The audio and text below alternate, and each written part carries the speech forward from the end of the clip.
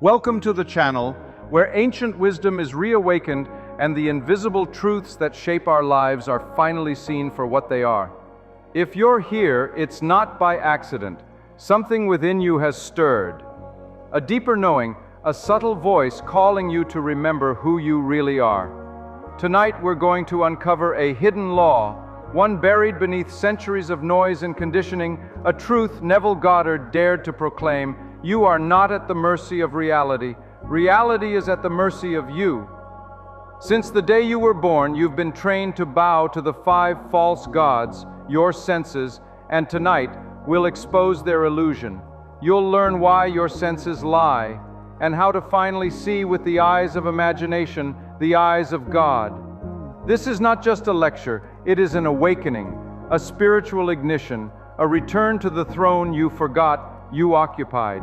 So before we begin, take a deep breath and prepare to leave the world as you know it behind.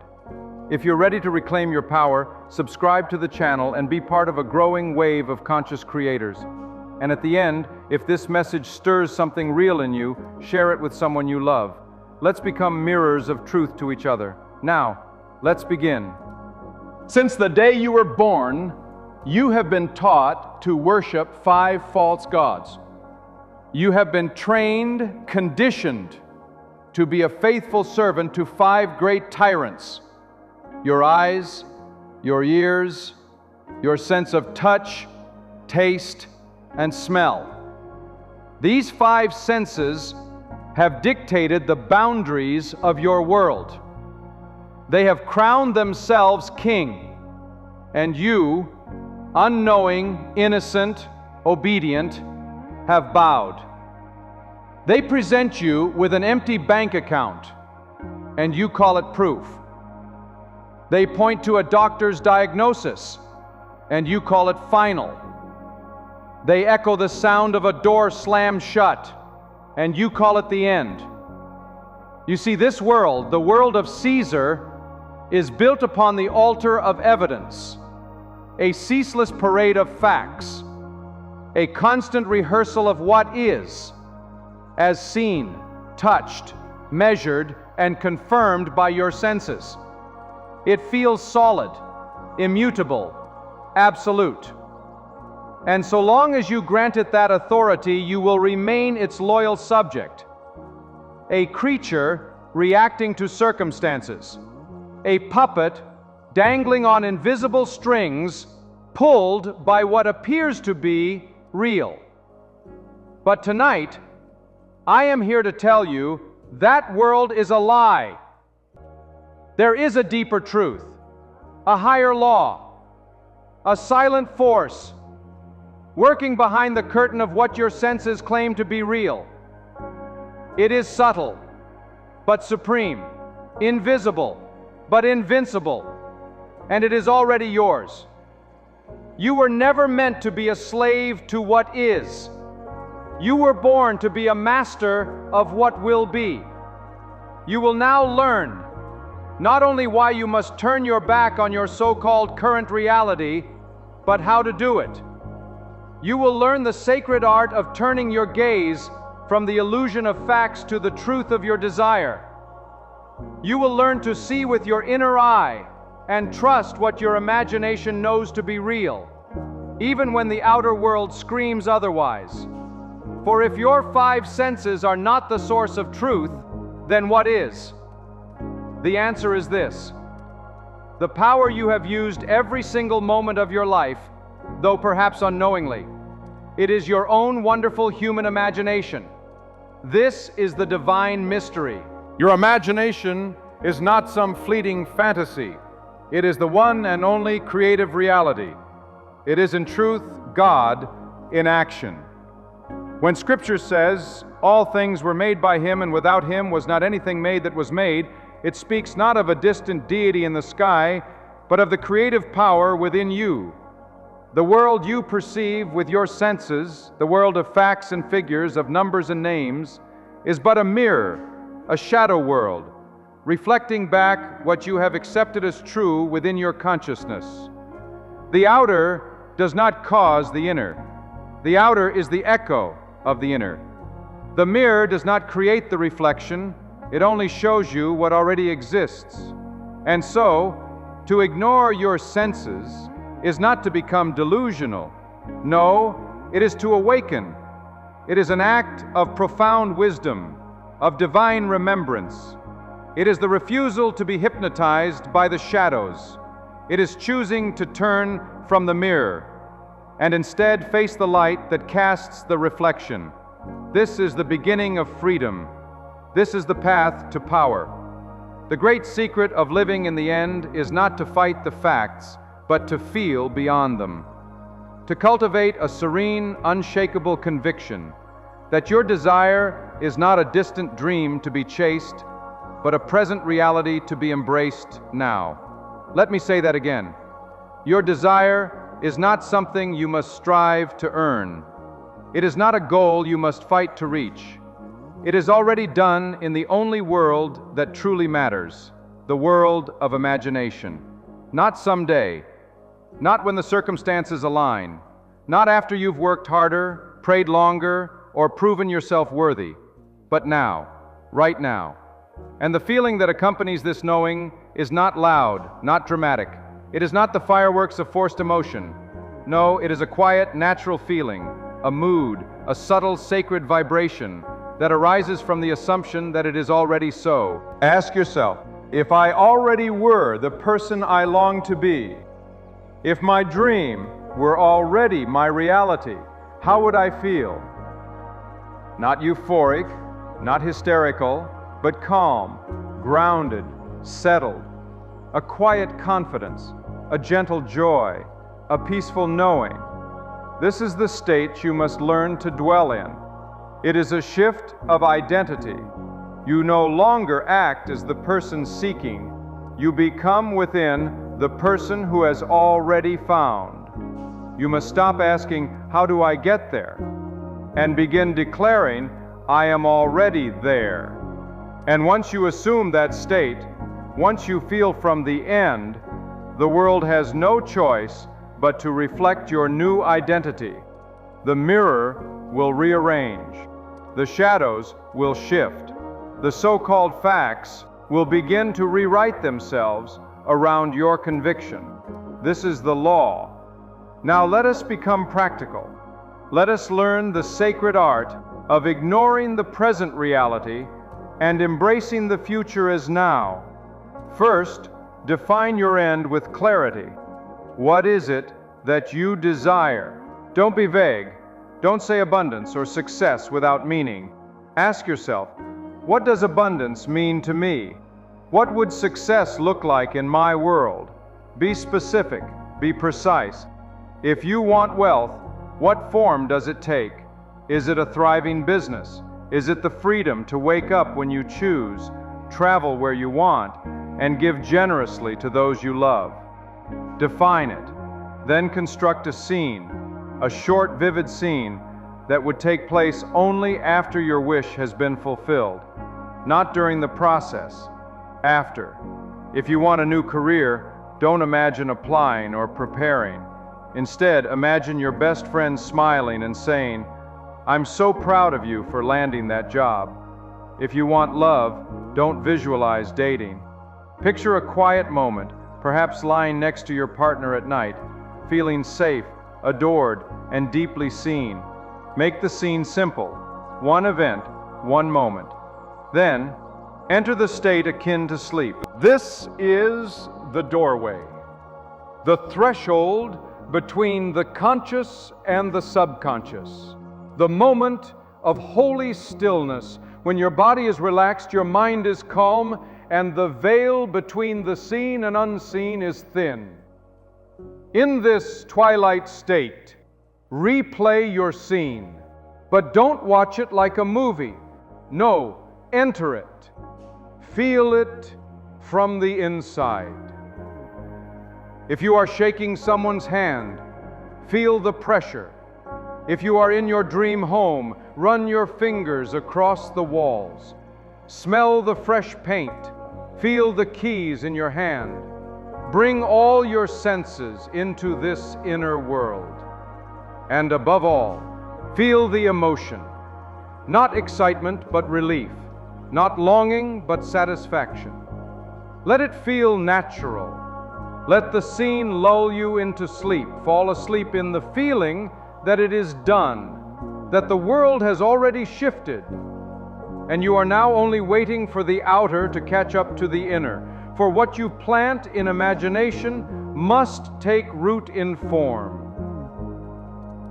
Now, perhaps you're wondering, is it really that simple?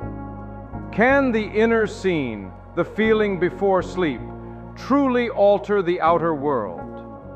Is imagination really more powerful than evidence? Yes. Because what you call reality is nothing more than solidified imagination. It is not the cause, it is the effect. And just as steam becomes water, and water becomes ice, thought becomes experience. It must. That is the law. But there is more to this practice than the night. You must not merely sow the seed in sleep, you must tend it in waking. That is the art. That is the mastery. The scene before sleep is conception, but the gestation happens during the day, in your thoughts, in your inner talk, in your emotional reactions. And so, to manifest deliberately, you must learn the sacred skill of thinking from the end. To think of the end is to view your desire as something far away. You stand here, and your dream stands over there, always out of reach, always someday. But to think from the end is to mentally stand at your destination now and look backward. It is to inhabit the identity of the one who already is, the one who already has, the one for whom it is already natural. This is not fantasy. This is faith in action. You become the man who has the promotion, the woman who is loved, the one whose body is whole. Not hoping, not striving, just being. So how do you practice this? Throughout your day, whenever your mind wanders, and it will, gently guide it back. Ask yourself, if I truly believed my wish were already fulfilled, how would I be thinking right now? And then, think that way. If you had already received the money, would you still feel tense and small? No. You would feel a quiet ease, a looseness in your body, a freedom in your breath. If your body were already healed, would you carry the same posture of worry? Or would you move with lightness and peace? You must assume the feeling of the wish fulfilled, not once, but repeatedly. Not with strain, but with sacred repetition, a returning, a remembering. When the world contradicts your assumption, and it often will at first, do not fight it. Do not panic. Simply recognize it as old news, a shadow of the previous state, and without resistance, return to your new identity. This is the gentle discipline. This is the holy defiance. You become loyal, not to the facts, but to the truth, not to what your eyes see, but to what your soul knows. And in time, the mirror must adjust, the world must bend, the shadows must realign with the light within. Let me share with you a living example, a demonstration of this law in action. There was a woman who desired one specific apartment. It wasn't just a space, it was a symbol to her, a sanctuary, a new chapter. Her heart longed for it deeply, but by every outer fact it was impossible. The apartment was occupied. There was no listing, no opening, no logic that would say, "This will be yours." Yet she did not bow to facts. She did not argue with the mirror. Instead, she went within. Every night, as she entered that drowsy state akin to sleep, she imagined herself living in that apartment. Not visiting, not hoping, but truly being there. She saw herself arranging her furniture. She felt her feet on the hardwood floor. She smelled the coffee brewing in her kitchen. She heard the sound of her favorite music echoing off the walls. She held the keys in her hand and felt the cool weight of them, real, tangible, hers. And then she let go. She offered no desperate prayers. She made no outer effort. She simply assumed. And then the law moved, not through magic, but through a bridge of incidents. The current tenant, without notice, was offered a sudden job transfer. The property owner, without even advertising, reached out to her. It all unfolded naturally, inevitably, and soon she stood inside that apartment, not just in imagination, but in flesh. But here's the truth. The physical event was not the manifestation. That was just the echo. The real manifestation happened when she assumed it, when she occupied it within.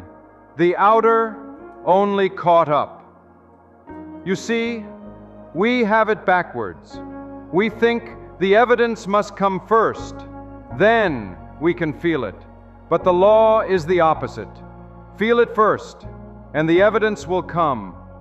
This is not philosophy. This is law, and it applies to every area of life. To health, to love, to freedom, to purpose. You must first be it. In imagination, you must live it. In feeling, you must wear it like a garment, walk in it like skin. It must become so natural, so familiar, that the former state feels like a fading dream. And how do you know when you've done this? How do you know when your new state has taken root? You no longer want it. You no longer seek, strive, or ask, when will it come? Because now you know it is. The inner tension dissolves. The hunger subsides. And what remains is a sense of completion. You wake up one day and realize you are no longer waiting. And that is the moment the world begins to move. That is the moment people call you lucky. That is the moment doors open, opportunities appear, and coincidences become your daily rhythm. But it is not luck. It is not chance.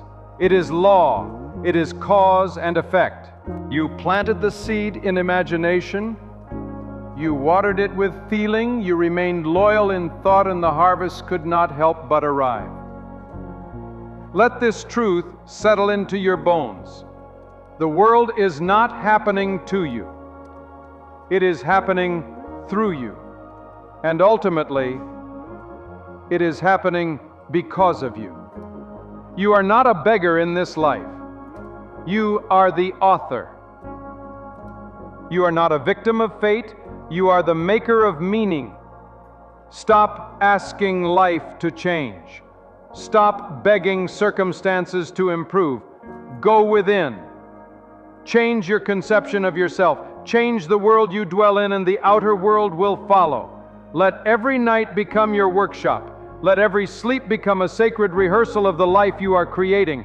Let every waking moment become a gentle return to the end you've already assumed. And if you persist, if you stay faithful not to appearances but to your vision, you will see what the world calls impossible become inevitable. You may wonder, but what if I forget? What if doubt returns? What if I fall back into fear and reaction? That's all right. This is not a game of perfection.